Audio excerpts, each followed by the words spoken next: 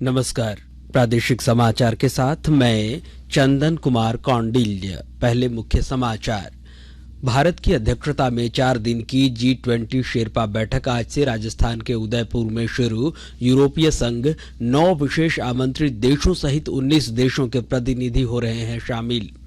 51वां नौसेना दिवस आज विशाखापट्टनम में नौसेना का संचालन प्रदर्शन कार्यक्रम। राष्ट्रपति द्रौपदी मुर्मू होंगे शामिल। निर्वाचन आयोग ने मतदाता सूची में नाम जोड़ने और त्रुटि सुधारने के लिए 8 दिसंबर तक दिया समय। 5 जनवरी 2023 को मतदाता सूची का होगा अंतिम प्रकाशन। और कतर में फीफा विश्व कप फुटबॉल में अर्जेंटीना और नीदरलैंड ने क्वार्टर फाइनल में बनाई जगह। प्री क्वार्टर फाइनल में आज होगा फ्रांस और पोलैंड का मुकाबला। और अब समाचार विस्तार से। पहली G20 शेरपा बैठक आज राजस्थान के उदयपुर में शुरू होगी। 4 दिन की बैठक की अध्यक्षता भारतीय शेरपा अमिताभ कांत करेंगे। बैठक में यूरोपीय संघ और 9 विशेष आमंत्रित देशों समेत 19 देशों के प्रतिनिधि भाग ले रहे हैं। G20 शेरपा बैठक उदयपुर को अंतर्राष्ट्रीय पर्यटन स्थल के रूप में प्रचारित करने में सहायक होगी। भारत ने 1 दिसंबर को G20 समूह की अध्यक्षता संभाली है। मेजबान देश के रूप में भारत अगले वर्ष नई दिल्ली में होने वाली G20 शिखर बैठक की कार्यसूची तय करेगा। नौसेना दिवस के मौके पर आज शाम राष्ट्रपति द्रौपदी मुर्मू आंध्र प्रदेश के विशाखापट्टनम में नौसेना दिवस पर आयोजित नौसेना संचालन कार्यक्रम में शामिल होंगी। नौसेना दिवस 1971 में पाकिस्तान के साथ युद्ध में भारतीय नौसेना की अदम्य साहस को याद करने के लिए मनाया जाता है।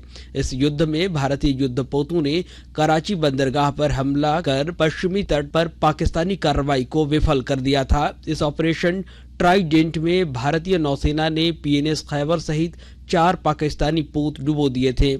नौसेना अध्यक्ष एडमिरल R हरि कुमार ने कहा कि नौसेना का लक्ष्य मेड इन इंडिया सुरक्षा उपायों को शामिल कर रक्षा क्षेत्र में आत्मनिर्भरता को बढ़ाना है।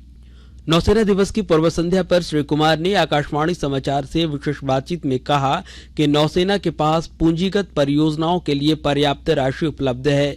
आज जब हम आजादी के 75 वर्ष पूरे होने पर अमृत महोत्सव मना रहे हैं, नौसेना भी राष्ट्र की सेवा में एक कॉम्बैट रेडी, क्रेडिबल, कोहेसिव और फ्यूचर प्रूफ फोर्स के रूप में अमृत काल तक एक आत्मनिर्भर फोर्स बनने के लिए पूरी तरह से कमिटेड है। हम भारत की सुरक्षा इंश्योर करने में कोई कसर बाकी नहीं छोड़ेंगे। भारत की समुद्री सीमा और हितों की रक्षा के प्रति समर्पित रहेंगे। और इधर रांची विद्युत एरिया बोर्ड के महाप्रबंधक PK श्रीवास्तव ने राजधानी रांची सहित आसपास के औद्योगिक क्षेत्रों में निर्बाध बिजली आपूर्ति करने का निर्देश दिया है। यह निर्देश उन्होंने कल बोर्ड की बैठक में दी। बैठक में झारखंड बिजली वितरण निगम लिमिटेड ने सभी कार्यपालक अभियंताओं के साथ बिजली संकट से निपटने के उपायों पर चर्चा की। महाप्रबंधक PK श्रीवास्तव ने बैठक में तुपुदाना, टाटी सिलवे, कोकर, नामकुम, मेसरा, नगड़ी सहित इंडस्ट्रियल विद्युत उपकेंद्रों से जुड़े फीडर को निर्बाध रूप से बिजली आपूर्ति कराने का निर्देश दिया। बैठक में अंडरग्राउंड केबलिंग के कार्यों और राजस्व वसूली में भी तेजी लाने का निर्देश दिया है। आकाशवाणी के समाचार सेवा प्रभाग से कल फोन इन कार्यक्रम पब्लिक स्पीक में मोटे अनाज का महत्व और इनका उत्पादन बढ़ाने के उपायों पर परिचर्चा प्रसारित होगी। हमारे स्टूडियो में उपस्थित विशेषज्ञ भारतीय कृषि अनुसंधान परिषद में बीज विभाग के अपर महानिदेशक डॉक्टर DK यादव और कृषि और किसान कल्याण मंत्रालय के अपर आयुक्त फसल श्री RP सिंह श्रोताओं के प्रश्नों का उत्तर देंगे। मोटे अनाज का पोषण महत्व, इनका उत्पादन, उपभोग और निर्यात बढ़ाने के लिए सरकार के उपाय, उत्पादन का पर्यावरणीय प्रभाव और अगला वर्ष अंतर्राष्ट्रीय मोटा अनाज वर्ष के रूप में मनाए जाने से संबंधित प्रश्न पूछे जा सकते हैं। श्रोता टेलीफोन नंबर 011-2371-7106 और 011-23314444 पर भी प्रश्न पूछ सकते हैं। हमारे Twitter handle @AIR News Alerts और #AskAIR पर भी सवाल पोस्ट किए जा सकते हैं। पब्लिक स्पीक कार्यक्रम कल रात 9:30 बजे FM गोल्ड चैनल और अतिरिक्त मीटरों पर सुना जा सकता है। कार्यक्रम हमारी वेबसाइट newsonair.nic.in और YouTube channel news on AIR official पर भी उपलब्ध रहेगा। आकाशवाणी के ताजा तरीन समाचारों के लिए आप हमारी वेबसाइट newsonair.com पर लॉग इन कर सकते हैं। ताजा समाचार Twitter handle @AIR news alerts और Facebook page All India Radio News पर भी उपलब्ध है। आप प्रादेशिक समाचार एकांश के ट्विटर हैंडल @AIR न्यूज _ और फेसबुक, इंस्टाग्राम पेज और YouTube channel AIR news Ranchi पर भी हमारे बुलेटिन सुन सकते हैं। प्रादेशिक समाचार आप आकाशवाणी रांची से सुन रहे हैं। चुनाव आयोग ने मतदाता सूची में नाम जोड़ने, हटाने और त्रुटि सुधारने के लिए 8 दिसंबर तक का समय दिया है। 26 दिसंबर को इससे संबंधित सभी दावों का निराकरण कर दिया जाएगा और 5 जनवरी 2023 को मतदाता सूची का अंतिम प्रकाशन किया जाएगा। चुनाव आयोग आज 80 वर्ष और उससे ज्यादा आयु वर्ग के दिव्यांगों के निबंधन के लिए विशेष अभियान दिवस चलाएगा। इसके तहत घर घर जाकर मतदाता सूची में पहले से पंजीकृत वृद्ध मतदाताओं का 100% सत्यापन कर छूट गए लोगों का निबंधन कराया जाएगा। 5 और 6 दिसंबर को थर्ड जेंडर और अन्य के लिए निबंधन अभियान चलाया जाएगा। वहीं आयोग की ओर से मतदाता सूची को त्रुटि रहित बनाने के लिए लोगों से सुझाव आमंत्रित किए गए हैं। इधर रांची जिले में 18 वर्ष से अधिक उम्र वाले लोगों को मतदाता सूची में शामिल करने के लिए 9 नवंबर से विशेष अभियान चलाया जा रहा है। इसके अंतर्गत सभी 7 विधानसभा क्षेत्रों में 12 दिसंबर तक यह कार्यक्रम चलेगा। मांडर, खिजरी, हटिया, सिल्ली, तमाड़ और रांची विधानसभा क्षेत्र के वैसे लोग जो 18 साल पूरी कर चुके हैं वे नजदीकी BLO, BDO, CO और अनुमंडल पदाधिकारी के पास आवेदन कर सकते हैं। इधर गढ़वा जिले में चल रहे मतदाता संक्षिप्त पुनरीक्षण को लेकर 30 नवंबर से 6 दिसंबर तक समावेशी सप्ताह के तहत विशेष अभियान चलाया जा रहा है। और विस्तृत ब्यौरा दे रहे हैं हमारे गढ़वा संवाददाता।